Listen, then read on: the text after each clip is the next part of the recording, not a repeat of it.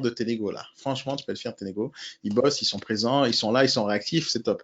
Tu m'appelles juste après le BML pour parler du Mando, Fred? Ouais, T'as je t'ai avancé envoyé là-dessus? quelque chose alors. Quoi? Je t'ai mis un partage. Ça marche. Ok, les amis. Allez, je suis obligé de vous laisser. Je commence l'after BML tout de suite maintenant. Merci à tous, bonne journée. Merci.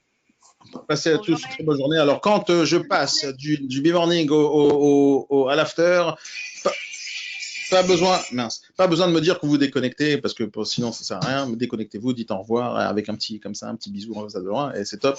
Et ça fait plaisir à tout le monde. Merci à tous d'avoir participé, c'est super génial.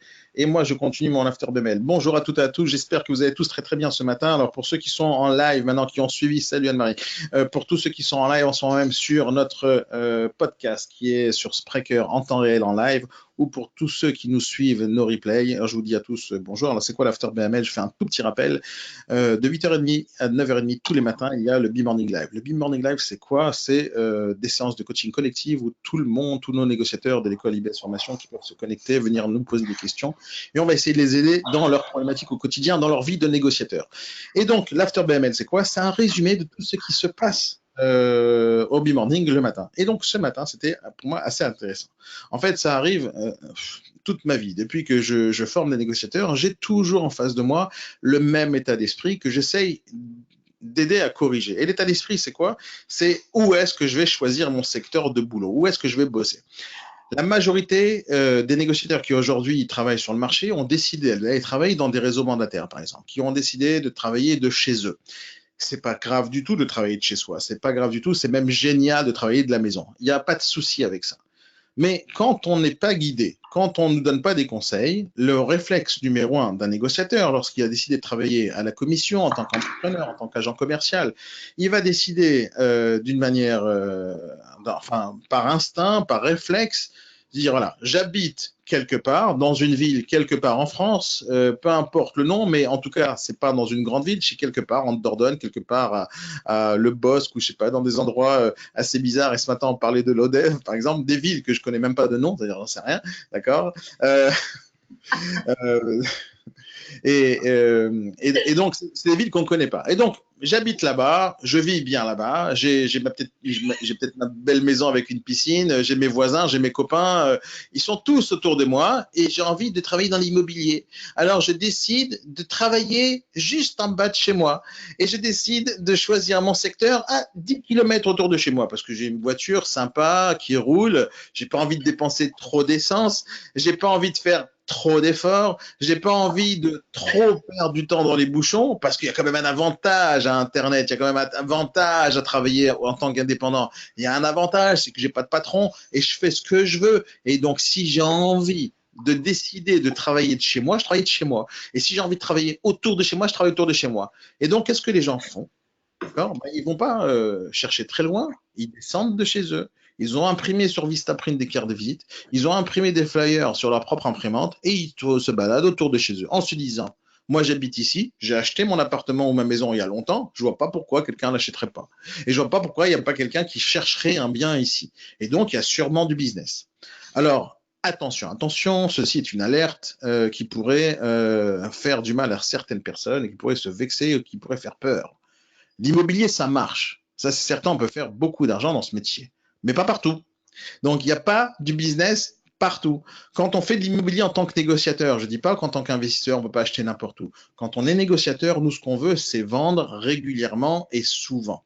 Donc, régulièrement et souvent, c'est-à-dire le maximum de ventes par mois et régulièrement tous les mois. Pas genre, je vends pendant un mois et pendant 6 mois, je vends rien. Si je vends un bien tous les mois, je suis content. Si je vends un bien une fois tous les 3 mois, je ne suis pas content. Si j'en vends 3 tous les mois et que pendant un mois, je ne vends pas 3, il y a un problème pendant ce mois-ci, j'ai rien foutu. Donc le régulier, c'est aussi important que la quantité. Il faut être régulier dans notre travail. Mais si on veut être négociateur dans l'immobilier et commencer à faire du vrai chiffre d'affaires et commencer à réaliser notre métier et à faire qu'on vive de ça, on n'a pas le choix que d'aller là où il y a de l'argent, là où il y a des acheteurs, là où il y a des vendeurs. C'est ça le truc. Et donc, on ne peut pas décider de travailler autour de chez soi. Je donnais un exemple tout à l'heure. Imaginons qu'on ne parle pas d'immobilier. Imaginons que je suis informaticien ou développeur web ou, je ne sais pas moi, graphiste ou, je sais pas, assistante de direction ou peu importe quel métier j'ai envie de faire, d'accord? Et je suis au Pôle emploi en ce moment même. Donc, même le Pôle emploi, il ne te dit pas, reste chez toi, on arrive, on va te faire signer des papiers pour que tu puisses continuer à toucher tes allocations. Même le Pôle emploi, il ne te dit pas ça. Et tu dis, tu te lèves de chez toi, tu viens signer pour toucher ton chômage.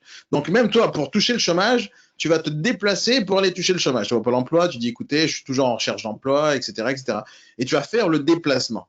Alors là, maintenant, tu n'es pas en train de rechercher, tu recherches un emploi, tu ne veux pas aller au Pôle emploi, tu dis, je vais aller chercher du travail.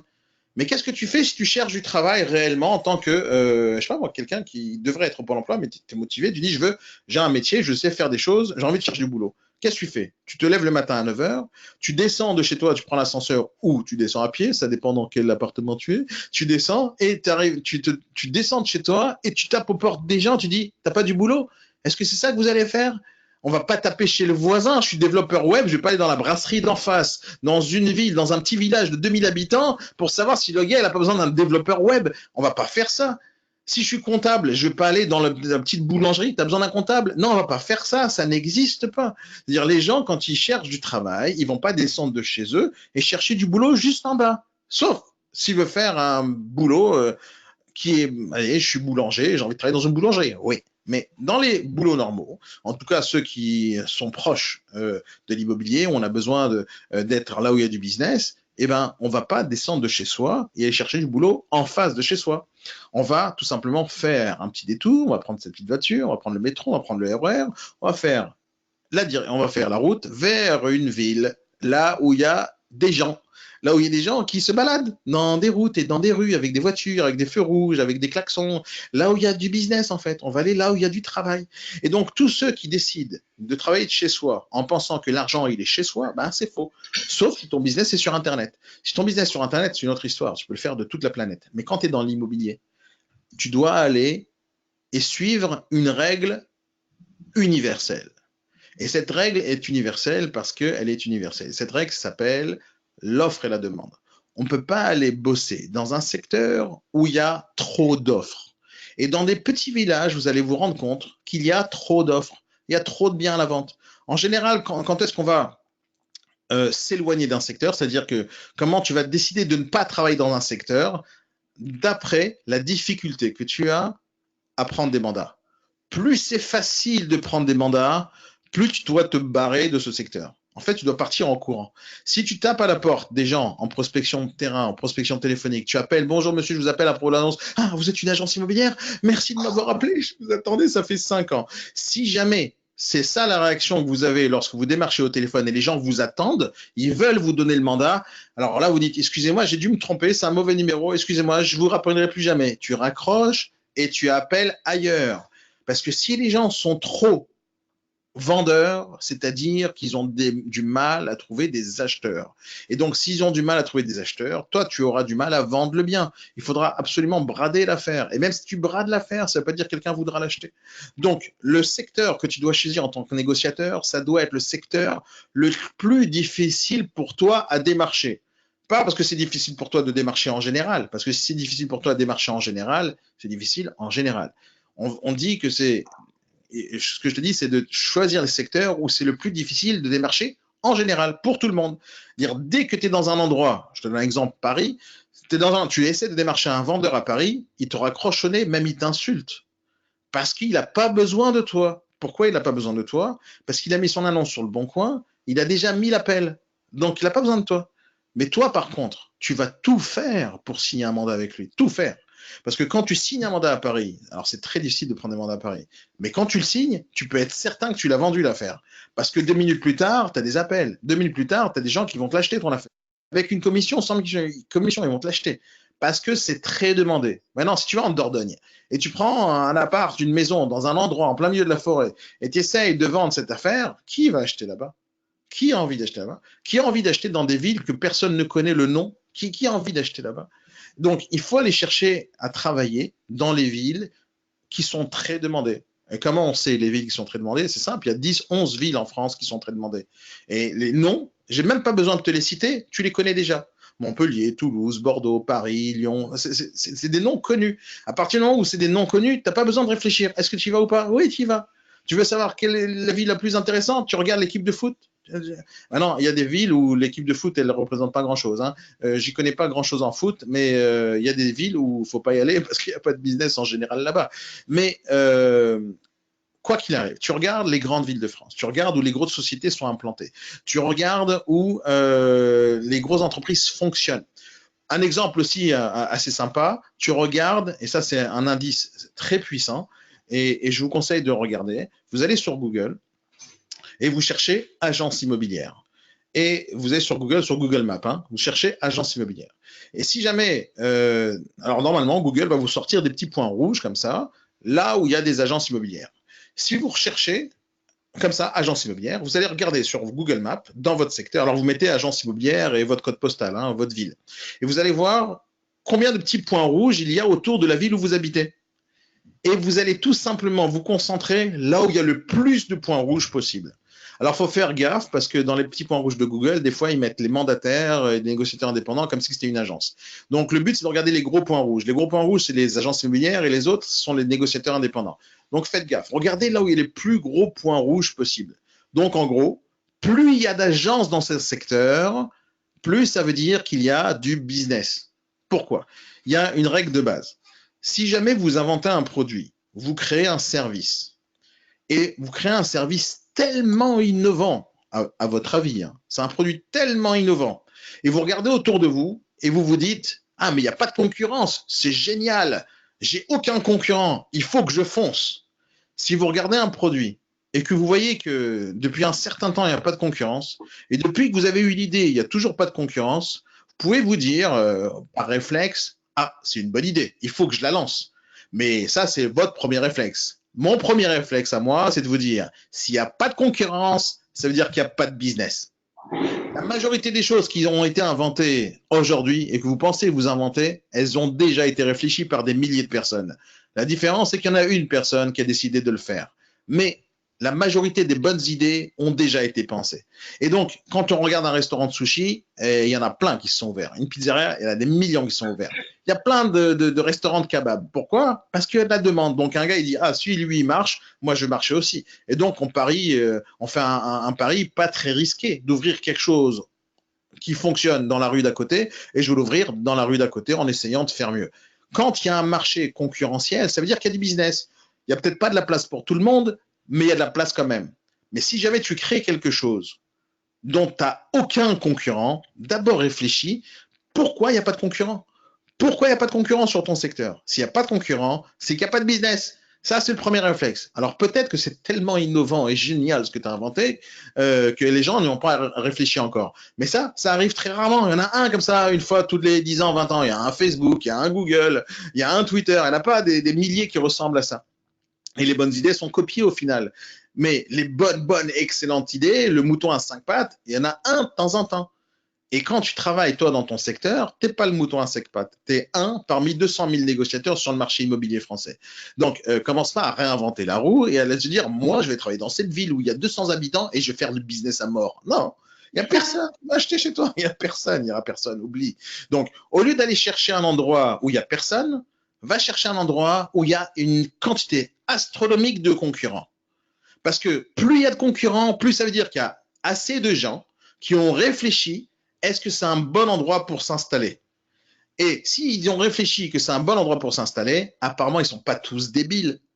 Il y en a quand même quelques-uns parmi le lot qui ont réfléchi sérieusement et qui se sont dit, là-bas, c'est bien pour m'installer. Donc, d'abord, on regarde la concurrence et on va s'installer là où il y a la concurrence. Maintenant, tu vas me dire, oui, mais la concurrence, ça va être plus difficile pour moi. Non, parce qu'il faut sortir du lot après. C'est beaucoup plus facile de sortir du lot parmi des gens qui font une certaine chose d'une certaine manière, tu n'as plus qu'à les regarder et tu sors du lot. Sortir du lot, c'est dire regarder ce que les gens font et tu sors du lot. Mais tu peux pas sortir du lot quand tu es tout seul, parce que tu sors pas d'un lot quand tu es tout seul, tu es tout seul. Et quand tu es tout seul, ça veut pas dire que tout le monde va te regarder, c'est-à-dire que tu es tout seul parce que personne regarde personne, tout le monde s'en fout de toi. Donc, mon conseil que je peux te donner ce matin suite à ce baby morning, c'est un truc simple. si jamais tu habites loin d'une grande ville et tu espères faire du business, mon conseil, c'est arrête d'essayer de faire du business là-bas. Tu te lèves et tu vas démarcher là où c'est dans la plus grande ville, plus proche de toi. À 10 minutes, à 20 minutes, 30 minutes, 40 minutes de chez toi, tout va bien. Même jusqu'à 1 heure et demie de chez toi, tout va bien. Quand on est à Paris, moi je vis à Paris depuis des années, il y a des gens, des millions de salariés qui viennent bosser à Paris et qui font tous des heures de route. Et je connais des gens qui ont fait 2 heures et demie de route pour venir travailler chez moi à Paris. Parce qu'ils venaient tous les matins. Ils faisaient 2 heures de route tous les matins. Entre le moment où ils sortent de chez eux et le moment où ils arrivent derrière leur bureau, ils faisaient 2 heures à 2 heures et demie de chez eux. Ils faisaient 3 changements, RER, métro et voiture de là où ils habitent jusqu'à la gare, etc., etc. Le soir, ils rentraient fatigués alors qu'ils ont travaillé 7 heures dans la journée. Pourquoi? Parce que là où ils habitent, il n'y a pas de boulot. Donc, ils se rapprochent là où il y a du boulot. Mais ils veulent quand même conserver leur niveau de vie. Ils veulent la campagne, ils veulent la verdure, ils veulent plein de trucs. Ils ont le droit. Chacun fait ses choix. Mais c'est pas parce que tu aimes la verdure que tu vas continuer à vivre avec la verdure en espérant que les arbres vont te donner à bouffer. Sauf si tu es agriculteur. Et là, c'est une autre histoire. Mais si tu n'es pas agriculteur, l'arbre, il ne te donnera pas à bouffer. L'arbre, tu vas le regarder. Il est fait pour ça.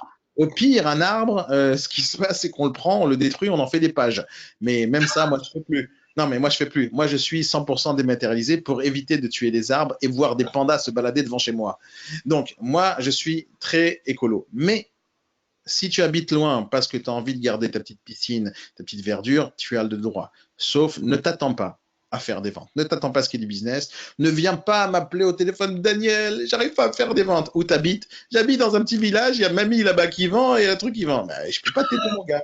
Je peux pas t'aider. Je peux pas t'aider. Moi, je te dis, arrête l'immobilier, ouvre une morgue. Et peut-être tu auras du business. Mais laisse tomber l'IMO. Ouais, je sais que c'est dur ce que je dis, mais c'est la réalité. Il faut arrêter de se faire des films. Il faut Ouais, arrêter de se faire des films. Il faut arrêter. Faut arrêter. Faut arrêter de se faire des films. Tu veux faire du business dans l'IMO, va dans les grandes villes. Mais non, c'est vrai aussi qu'il y a des petites villes où ça marche. Mais tu ne peux pas espérer non plus faire 600 000 euros de chiffre d'affaires par an. Tu ne peux pas espérer. Tu vas faire le chiffre d'affaires possible par rapport au nombre de ventes qui existent. C'est simple. Tu as 2000 habitants, tu auras une certaine quantité de ventes par an.